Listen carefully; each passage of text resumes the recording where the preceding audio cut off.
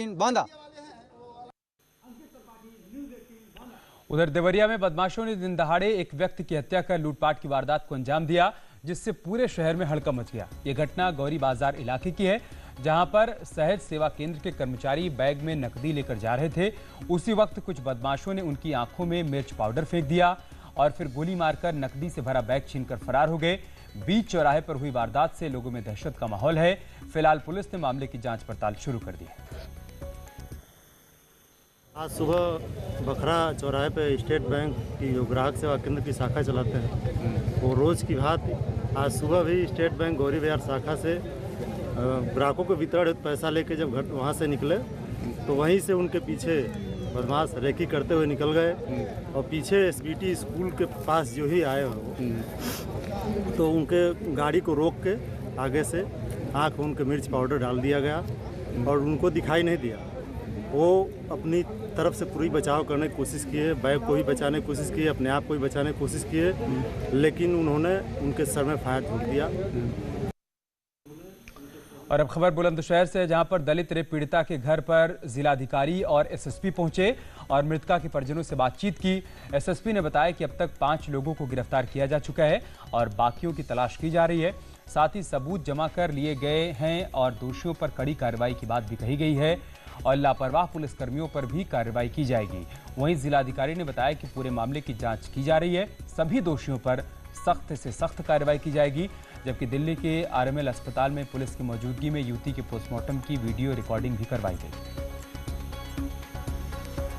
वरिष्ठ पुलिस अधीक्षक द्वारा स्वयं देखकर निगरानी की जा रही है और इसलिए चूंकि महिला का केस है तो महिला क्षेत्राधिकारी जो वंदना शर्मा हैं उनको इंक्वायरी दी गई है और इसमें मैं आपको इतना आश्वस्त दिला सकता हूं, जो भी दोषी रहेंगे उनके खिलाफ सख्त। हमारी जो विश्व विज्ञान प्रयोगशाला की टीम जनपद स्तर की है, उसके द्वारा आकर के जितने भी पॉसिबल एविडेंसेस मौके पर उपलब्ध थे उन सबको कलेक्ट कर लिया गया है और उसके बाद जो है फिर इसको सील करने की आवश्यकता नहीं थी, क्योंकि वो सारी औपचारिकताएँ और जो सारी कार्रवाई थी वो पूरी हो गई। और इस प्रकरण में भी यही कार्रवाई की गई है। जो इस हल्के का प्रभारी था, जिसका दायित्व इनकी सुरक्षा व्यवस्था का था, जिसके संपर्क में परिवारीजन थे, उस विनयकांत गौतम को निलंबित कर दिया गया है। हल्के के सिपाही को निलंबित कर दिया गया है। थाना प्रभारी को हटा दिया गया है और सीओ के खिलाफ भी कार्रवाई हेतु रिपोर्ट प्रेषित कर दी।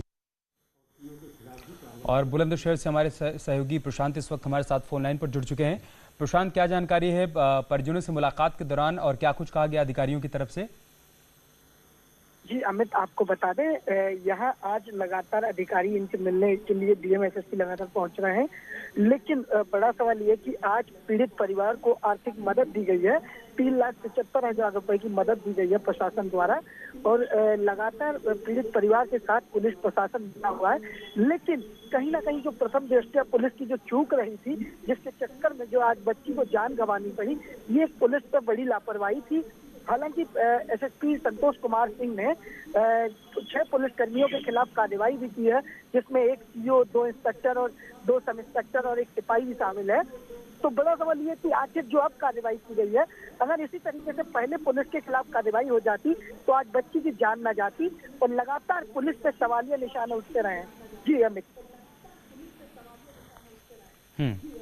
शुक्रिया आपका हमारे साथ जुड़ने के लिए प्रशांत और जानकारी हम तक पहुंचाने के लिए। उधर एटा में नाबालिग के साथ गैंगरेप का मामला सामने आया है। आरोपियों में पूर्व प्रधान राजीव और उसके 2 साथी अनिल और आकाश भी शामिल हैं।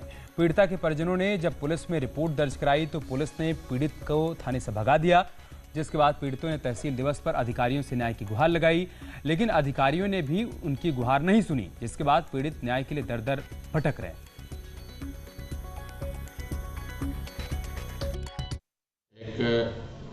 लड़की द्वारा तहसील दिवस में एक प्रार्थना पत्र अपने गांव के 3 लोगों के खिलाफ, जिनमें एक पूर्व प्रधान भी है, उसके साथ बलात्कार 16 नवंबर की रात में करने के संबंध में दिया गया है। उस शिकायत पे संज्ञान लेते हुए एफआईआर थाने पे सुसंगत धाराओं में दर्ज कराई गई है।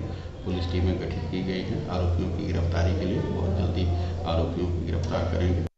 युवती की आत्महत्या के मामले में राज्य महिला आयोग ने घटना का संज्ञान लिया है और एसपी को पत्र लिखकर पूरे मामले की जानकारी मांगी है। आपको बता दें कि युवती मनचले की छेड़छाड़ से तंग आकर उसने सुसाइड कर लिया था और युवती के परिजनों ने पुलिस पर पैसा लेकर आरोपियों को छोड़ने का आरोप भी लगाया था।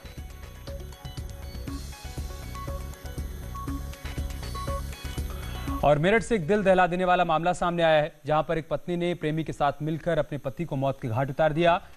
फलावदा थाना क्षेत्र के गांव पिलौना के पास बाइक सवार 3 हमलावरों ने सोनू पर ताबड़तोड़ फायरिंग कर हत्या की वारदात को अंजाम दिया, जिसका खुलासा करते हुए पुलिस ने कोचिंग संचालक सोनू की पत्नी और बाकी 2 लोगों को गिरफ्तार कर लिया है। बताया जा रहा है कि पति को पत्नी के अवैध संबंधों के बारे में शक होने लगा था, जिसके बाद पत्नी ने प्रेमी के साथ मिलकर पति की हत्या करवा दी।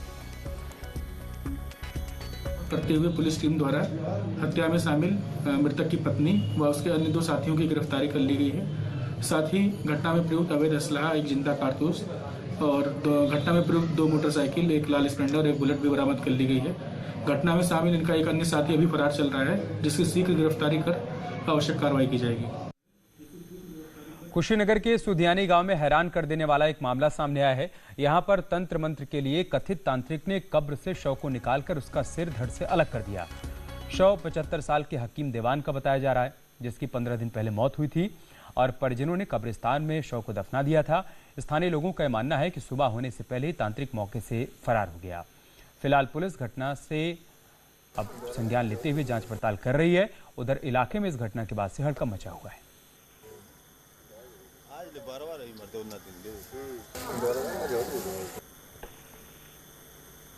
और अब खबर गौतम बुद्ध नगर से, जहां पर गैंगस्टर एक्ट में 3 करोड़ 50 लाख की संपत्ति कुर्क की गई है।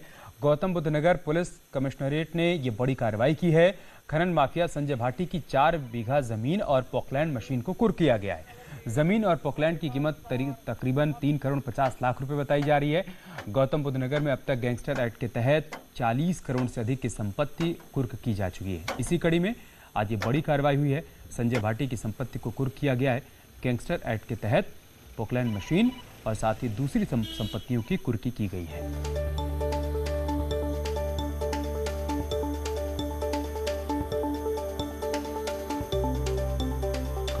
आयकर विभाग की टीम ने आज कानपुर में कई व्यापारियों पर छापेमारी की। लखनऊ से आईआईटी की टीमों ने 1 दर्जन से अधिक जगहों पर कार्रवाई की है, जिनमें कपिला पशु आहार और लोहा व्यापारी के ठिकाने भी शामिल हैं। सूत्रों के मुताबिक करोड़ों रुपए की चोरी की गई है। टैक्स चोरी की बात सामने आई है। आयकर की टीम ने कई महत्वपूर्ण दस्तावेज भी जब्त किए हैं और साथ ही कई कंप्यूटर भी अपने कब्जे में लेकर जांच पड़ताल कर रही है। त्यौहार खत्म होते ही इनकम टैक्स की भी सक्रियता साफ तौर पर देखने को मिल रही है। इस वक्त कानपुर में इनकम टैक्स ने कई जगह ताबड़तोड़ छापेमारी की कार्रवाई की। 10 से ज़्यादा इनकम टैक्स की टीमें इस वक्त कानपुर मौजूद हैं। इस वक्त मैं जिस जगह खड़ा हूँ शांति कुटीर है। शांति कुटीर ये उद्योग, इसमें आप देख सकते हैं पीएससी का बल लगाया गया, भारी पीएससी सुरक्षा के जवान मुस्तैद किए गए हैं और इनकम टैक्स की कई टीमें एक साथ यहाँ छापेमारी कर रही है। ये पशु आहार का इनका कार्य है, इनका सिंडिकेट से जुड़ा हुआ काम है।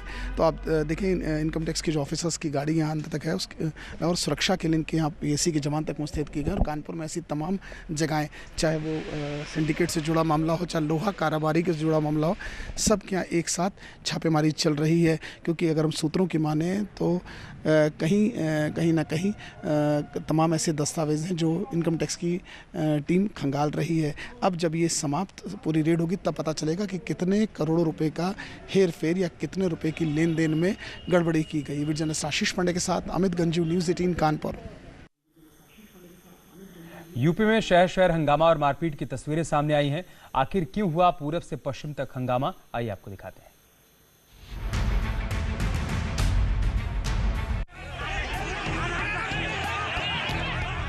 यूपी में आज शहर शहर हंगामा और मारपीट देखने को मिली। कहीं लाठी डंडे चले तो कहीं तोड़फोड़ हुई। आप अपनी टीवी स्क्रीन पर 5 शहरों की तस्वीरें देख सकते हैं। कैसे लोग एक दूसरे पर टूट पड़े हैं। इन शहरों में हंगामा क्यों हुआ? यार रुक रही छोटे से ब्रेक के लिए, जल्द लौटेंगे कुछ और खबरों के साथ।